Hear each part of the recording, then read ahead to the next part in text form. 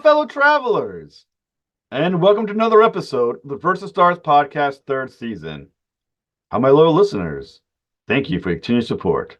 This is an amazing episode because Ethan Sachs boards the mothership to discuss Star Wars Jango Fett from Marvel Comics. Now come aboard as we go traversing the stars. Hi, Mr. Sachs. Thank you so much for coming to the Traversing Stars podcast. Thanks for having me. Totally my pleasure. So I always start off with a question of inspiration. It's what inspired your love for comics and who your earliest influences. Oh, love of comics. I mean, I actually learned to read through comics. I was about 4 years old. My dad actually bought me Flash comics, and from there I discovered Micronauts, Marvel's Micronauts. I'm that old. I discovered X-Men and Captain America, and it just sort of went on from there. So I would say I'm 51 years old, and I've been reading since I was four. Very cool. So your Flash then is Barry, or did you eventually move into Wally? Definitely Barry. Uh, Yeah. no offense to Wally. So that's also you've been collecting for so this is well before Crisis on Infinite Earths. So you're talking Yeah. about the large multiverse. So how did that kind of expand your thoughts on what comic books could be, given that the world of DC prior to Crisis on Infinite Earths was actually quite a large canvas? Yeah, I mean, and I think I was too young to fully understand mo most of it. I just thought the Flash looked cool Yeah. when he was running. And then we're sort of during that era there was a lot of like reverse Flash. So you would have that sort of the yellow streak and the red streak. And Hmm. I think like, honestly, Micronauts was definitely what I remember most from that era. So just that sort of sci-fi dynamic, because I was also really into Star Wars. Hmm. So just I kind of remember that a little bit more than Flash, even though technically Flash was my gateway drug into comics as a 4-year-old. So did you last long enough for Crisis on Infinite Earths and the death of Yes, Barry yes. I mean, Allen? I looked back, yes. So what was that like? Because when I was buying comic books, I started when I was about 9 years old, which was 1989. So Crisis on Infinite Earths had already been a thing. Barry Allen had already been dead. What was it like to be a fan of Barry Allen and then have that event happen? It was heartbreaking. I don't think I was fully prepared for deaths. I mean, the only one I can remember before that that really affected me was Phoenix and Jean Hmm. Grey, because I was really into the X-Men by then as well. I mean, I was a tween at this point. So but Barry was like one of my first heroes, and that the way he died, that sort of crumbling, disintegrating way he died was just so traumatic.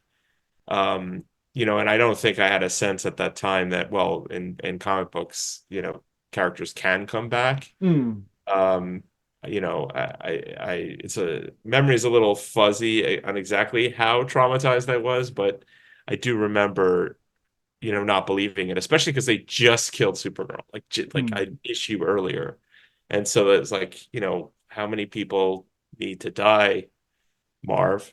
You know, um, Well, I mean, yeah. that's a good point. Readers of future or current generation do not understand what it would have been like to think a character would actually stay dead. That was the thing back then. Nowadays, everyone when you kill off a character, especially one that people know the name of, a year usually, 2 years you're coming back. Maybe the big Yeah. ones three sometimes. Jason Yeah. Todd was dead for a while, but after Jason Todd, they came back pretty regularly. Yeah, I mean, I think like I'm always a little I don't like to kill off characters. I like to torture them and imply that they're gonna die, or maybe, fake out or whatever, but I don't like to actually kill them. Which I guess is ironic, since I did write Old Man Hawkeye, where we had to kill, like, there's an issue where I literally killed the entire Avengers. But that was traumatic for me, Hmm. actually, to do that. Uh, yeah, and in fact, so in my previous life as an entertainment journalist for the New York Daily News, I had interviewed George R. R. Martin, the writer of I had interviewed George R. R. Martin about the Red Wedding, Yeah. and it's right around the time that the episode aired. And he talked about how traumatized he was to write it, to the point where he wrote the rest of the novel and left a gap where the Red Wedding, and so he wrote that last, and he was like basically kind of tearing up writing Hmm. about um you know, this horrible event with these characters that he actually loves. So I kind of relate to that. It's not fun for me to kill off characters as I, for some reason, I have a sadistic reputation, as largely from bounty hunters and I guess Old Man Hawkeye, but I'm not like that at all. Well, now that we're talking about getting into Star Wars, you did Star Wars Jango Fett. Mhm. So how much death and destruction are you looking forward to then on Jango Fett? I mean, should the thing with Jango Fett, to be honest with you, is that we all know how he dies, so you don't have the ability to kill Yes. him off because we already know how it happens. But there's a lot of harm you can do to this poor dude. Yeah, but actually, I think you should be worried about just about everyone else who passes through the panels of that book rather than him. This is sort of a story that's set before Phantom Menace. He's right at the point, he's before he's taken the Camino job. He's sort of at the peak of building his reputation as like the alpha bounty hunter of that era, the way his son would be known, years later. So I kind of liked, he's building his legend at this point, and I kind of liked telling a story that's a little bit more kind of swashbuckling and, Hmm. uh, he's definitely sort of the hero of the piece, and it's not you know, he's the kind of character where I think you can have fun with that rather than telling the sort of darker Hmm. um, character study. Now, see, that brings up a couple of interesting questions. The first one is, you do bring up Boba Fett, which is the character that we're far more familiar with. Because Jango Fett, within the realm of film, didn't have a long lifespan. He got Attack of the Clones, Yeah. did a little dialogue, got his head chopped off. I basically went to sorry spoilers if, from 40 years ago. Um, Boba Fett we're very familiar with. We also know Boba Fett is the clone of Jango, with some life experiences that are different. So when you're writing Jango, how much is he similar to Boba Fett? How do you draw the distinction between these two characters that are sort of the same, but because of life experiences are also kind of different? Well, I can tell you that, like, based on my interpretation of the characters and how I visualize them, I actually I found Django a little bit freer to write. And I feel like Boba Fett, because he lost his father, and as somebody who lost my father at the age of 22, Hmm. Boba Fett lost his father at a very young age. And I feel like that void and, as sort of impacted his character so much. And there's this sort of this darkness to him and this, certainly in that part of the timeline, post Empire, pre Hmm. Return of the Jedi, that I did write him.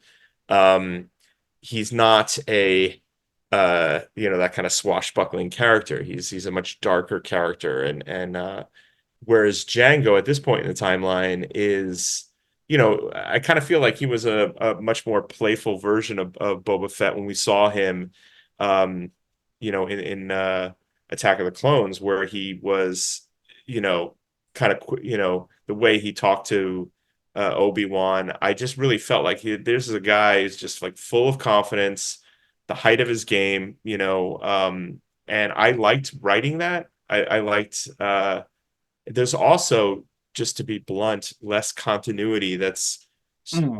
restricting you because you can um at the same time, to me, as a big fan of Django, he is just as cool as Boba Fett and as the Mandalorian, the two sort of, and as Bo-Katan, you could argue as well, like they have that the cool looking Mandalorian armor. They have the weapons, and they have that sort of swagger that comes with Hmm. being a badass. So all of them sort of fit that. But I think like the big advantage to Django is you're not penned into as much of the, continuity Hmm. as you might be for the more established versions, or more established in the sense that we've seen so many more adventures of. And I do commend you for because I know watching some shows on television when they have a character that that's deep in continuity, they always do those like little like comments like keep your head on or something stupid. Say that you're just like but I like that you're keeping it. You're writing the story as if Jango Fett does have a long lifespan ahead of him, instead of knowing what's coming at any minute now. Yeah. One thing that you said about it that's kind of interesting, you said that he's the hero of this piece. He's a Yes. bounty hunter. he's not necessarily a good guy on being that he probably has a decent body count. If Hmm. either on or off camera, he's going to have a pretty high level of body count. He is in this, I assume, for the money. He's not doesn't have any high ideals about the principles of stealing, um, the hope of glee and some. Um, when you think about him as a hero, how far can you take that concept with him?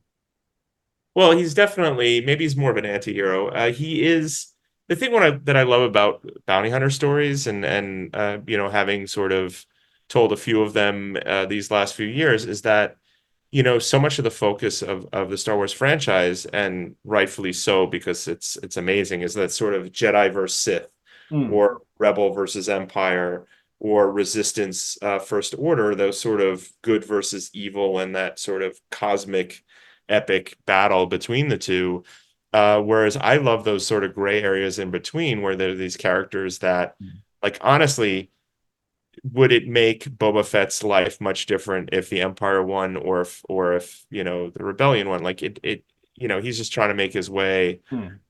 and navigate this, and I feel like that's probably the majority of the people that live in this galaxy is, they're just trying, it's a very tough galaxy to live in, and it's a very dangerous galaxy. And it takes a dangerous person to sort of navigate that and survive and thrive. And I like those stories that sort of weave in between the good and the evil. Hmm. Um, and so, like, I don't think Jango Fett is a bad guy in that sense. Like, yes, he ran in opposition to Obi-Wan because uh, they had conflicting motivations, but at the same time, he's not the one trying to directly, subjugate the galaxy or anything like that. Like, he's trying to, make a living. He's trying to protect his son at that point in the timeline, not in my story. And I don't necessarily think those are nefarious, motivations at all. Now, one thing that's kind of interesting as well about the timeline, when people think about the Republic or the currently in the post original trilogies, you had the Republic, the New Republic, which is kind of supposed to be within the world of the book, the novels, the goody two shoes government. They're the totally good ones. Now we know the Empire comes before, and the Empire grows out of the old Republic, or I guess just they would call themselves the Republic because they didn't know they were old at the time. What does it say suggest about them that they are willing to hire a guy like Django to get to do their work for them? Are they already showing signs of the corruption that would eventually show up in Phantom Menace, Attack of the Clones, Revenge of the Sith? There's definitely some foreshadowing without spoilers of like what's to come because we as readers know what's Hmm. coming, but not um, the Republic and the representatives of it don't necessarily know. But it is, things are fraying. It's not stable. I can't really say anything more without major spoilers. So I'll Okay. just say that, you know, there are lots of moral compromises. It's always the case where it's like death by a thousand paper cuts rather Right, than, right. that one decision that's like um, so morally obviously wrong. So I kind of feel like the Republic at this stage of the timeline is, or many of the people, at the highest levels are doing things that maybe in hindsight won't be remembered well, but at the same time, they're doing it out of what they feel is a necessity in the moment.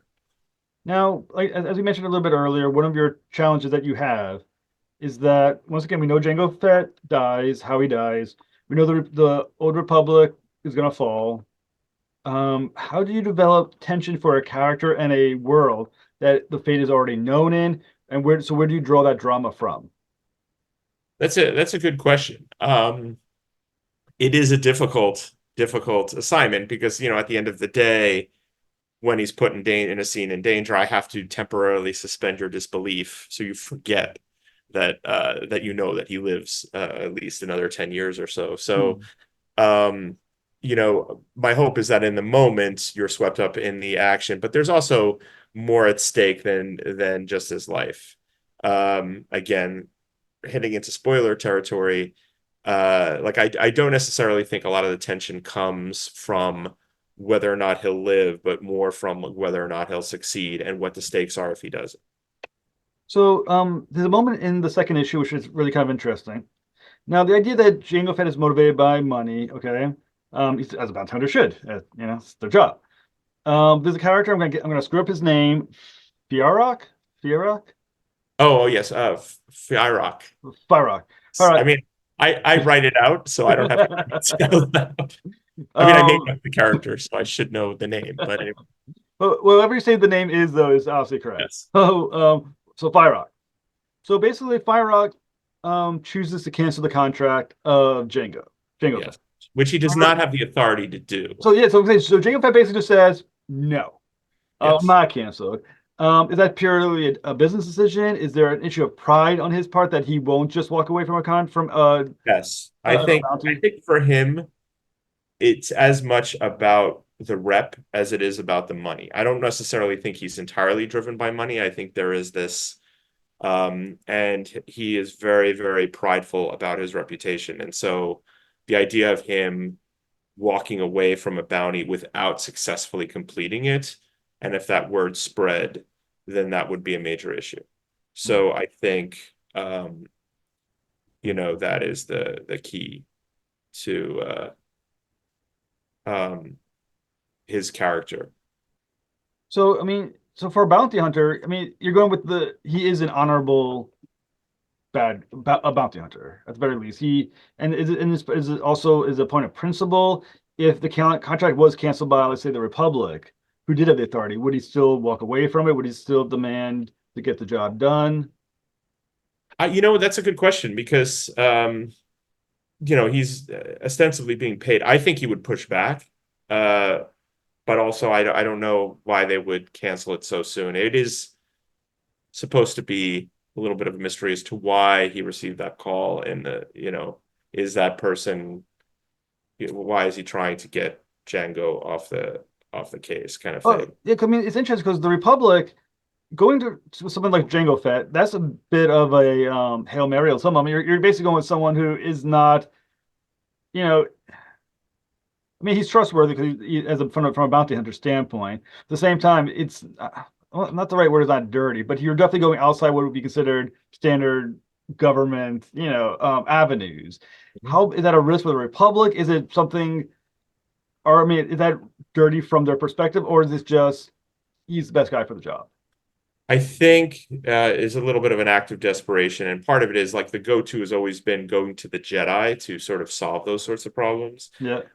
But because of the sort of the unique case of this civil war and one side not trusting Kit Fisto in particular, that they had no choice but to go with an outsider that Mm. basically is sort of doesn't really represent either side. And so everything is on a knife's edge in terms of this sort of situation getting worse. And so they're ostensibly the reason Django was hired, or the reason why actually multiple bounty hunters were hired, was to swiftly find this culprit or culprits and solve this before war breaks out again. Well, I think one of the interesting characters that are in the series as well is Aura Singh. Mm-hmm. I think she's very interesting, and for a couple of reasons. For one, we know she has a future history with Boba Fett, which is kind of weird because she's definitely the rival of Jango Fett. So the fact that she becomes, connected to Boba Fett is a nice little connection right there. But they have a rivalry. They have a hatred towards each other. Aura Singh is an assassin. Jango Fett is a bounty hunter. How really different are they? I don't think they're very different at all. I think sometimes a bounty hunter essentially acts as an assassin, and sometimes, uh, assassins can be used in different, and sometimes they might hire assassins, as we know from, uh, you know, uh, the beginning of episode two. So, I feel like that line is very murky sometimes. I feel like there's a mutual respect they have, even if they're not directly Hmm. always allied or aligned.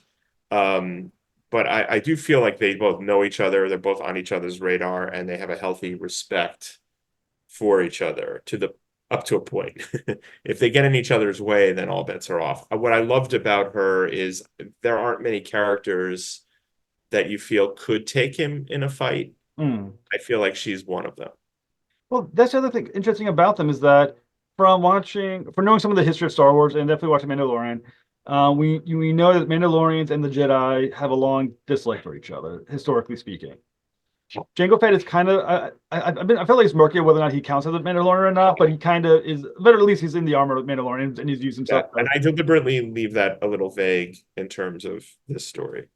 Yeah, and Oro Singh was a former Jedi. So there's that little undercurrent as well. How much is that in play as well? Not really in play in this story. This is a yeah, this is without going to too many spoilers onto what happens when they finally do run into each other. Um, Aura Singh has well, she has her own motivations as well as she's been sprung from prison to her specific task. Okay. So that's all I'll say on that. I have to be Um, very careful on like no worries, no not worries. You feel free spoiling. to dance around as much as you want. Yeah. I will make sure I don't I mean, completely. a lot of this is it revealed in about whatever it is, a few weeks when the next issue comes out. But Well, there's another character, Vigor Struck. I think that's his yes, name. that's a new Right. character created to basically it's kind of like the bullseye of this era of Star Wars. Just somebody who would prove, as you see in the second issue, they physically could take Django, even though he's very different. Like he doesn't rely on the same amount of weapons or things like that. It's just more, um, deceptively strong, deceptively fast, and just somebody who could pose a threat. So Django's sort of besieged on all sides by multiple people who could kick his ass. It kind of gives me a question about Jango Fett. From thinking about his capabilities, is he more of a hand-to-hand combatant, or is he more of a weapons expert, not more relying on cunning than actual knowing how to physically fight? I think he's somebody who has no issue with using gadgets. I mean, that's pretty much what got him killed, was that he was relying on that jetpack. It malfunctioned or just didn't move fast enough, and Mace Windu ended his esteemed career. Spoilers. That being said, I think he's comfortable doing whatever it takes in a particular fight. I think he'll rely on gadgets and maybe his blaster and would prefer to kind of not have to do hand to hand, but I think he's quite competent if it comes to that. Hmm. So we get more backstory on Vigor, Maybe. maybe. Because that's the thing with writing for Star Wars is that every time you create a character, whether or not he's in the forefront or somewhere in the Yeah. back, people are going to be like, "So what's his story?" You know, the And two I thoughts: don't, what's the story, and where's the action figure? what I've realized is I don't have to sort of blurt it all out in the beginning. And, if it's a character that lasts beyond, say, this miniseries or, things like that, you can always pick them up later. As an example, I had a group of thieves in Galaxy's Edge called the Kendo Gang, and I brought them back for Allegiance. Needed some villains to harass Finn and Poe, and so I brought them back. So what I love about this is like you can, and I created, or sorry, co-created. I really want to stress that. Really want to apologize because like Paolo Villanelli co-created Tonga and Losha and is responsible for 90% of why they're awesome. And Will Sliney co-created the Kendo Gang, which I then used with and a Luke Ross mini. So anyway, with Tonga and Losha, Tonga's existed in Mark Guggenheim did a Han Solo and Chewbacca miniseries, and she was in there. So it was like kind of cool that like they live outside. So Paolo and I are like the parents, and Oh, we send them off to the uncles and aunts and other relatives to play with. That being said, For this story, I can't really say much. I did learn my lesson though on my very first Star Wars story, which was a 10-pager Mace Windu story, an Age of Republic special that coincidentally I did with Paolo Villanelli, the awesome Paolo Villanelli, and um, we created a character called Wataku the Grim, and I was so excited. He's this badass looking character. I've got the original art that Paolo did on my wall of Mace Windu fighting Wataku the Grim with that animal skull helmet Very that cool. Guatako is wearing. It's a 10-page story, and Guatako the Grim dies horribly on page 8. And I Oh, took my daughter, who was then, I want to say, like maybe 15 or so, maybe 14.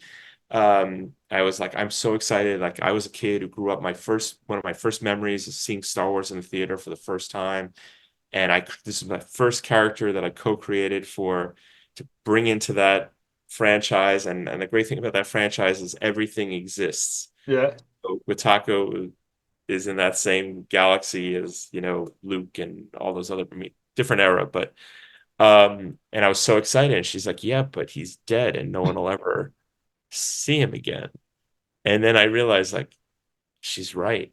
And I have to not do that again. So now I don't in general, if it's a major character, I try not to kill them off. Uh So, I mean, are you thinking at all action figure when you create like figure? Are you thinking yourself action figure right here? I mean, I have yet the closest I've come is Marco Cicchetto and I did Old Man Hawkeye, and there was a action figure set, including that version that Marco Cicchetto designed. So Nice. that's the closest uh, I have come to that. Very Uh, cool. yeah, so uh, one day I would love even to have a Valance action figure, and I did not have anything to do with the creation of Valance, but just obviously telling it. I just feel like it's past time for Hasbro to get off its collective butt, and make a Valance action figure. Hmm. So whether other characters happen or not, that's beyond my control. But at least Valance, my God, he's been around since 1978, should have his own action figure. But I think it's cool though that you can literally create characters now that you want to make that you can pretend to get action figures out of. Like, just think back in your head, like this would be a cool toy. Let's make that character happen.